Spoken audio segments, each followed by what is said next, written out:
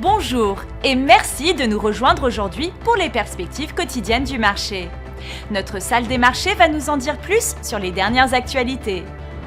Les fonds négociés en bourse, ETF, sur Bitcoin au comptant, ont mis fin à une série de 4 semaines d'afflux de capitaux, enregistrant 296,18 millions de dollars de sorties nettes pour la semaine s'achevant vendredi.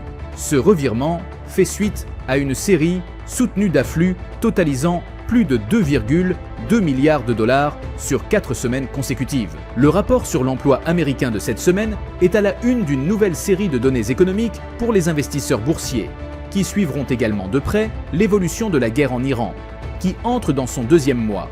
Les marchés continueront de se focaliser sur les répercussions du conflit au Moyen-Orient, sur les prix de l'énergie, qui a étouffé une grande partie de l'approvisionnement en pétrole. Les marchés boursiers mondiaux ont chuté et les prix du pétrole ont grimpé en fin de semaine dernière, sous l'effet de l'absence de progrès dans la résolution du conflit au Moyen-Orient, qui dure depuis 4 semaines et commence à saper la confiance des consommateurs et des entreprises.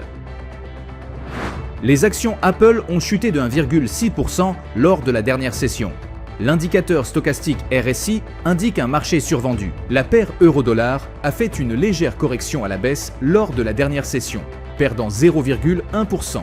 Le signal baissier de l'indicateur MACD est conforme à l'analyse technique globale. La paire livre sterling-dollar a perdu 0,5% lors de la dernière session.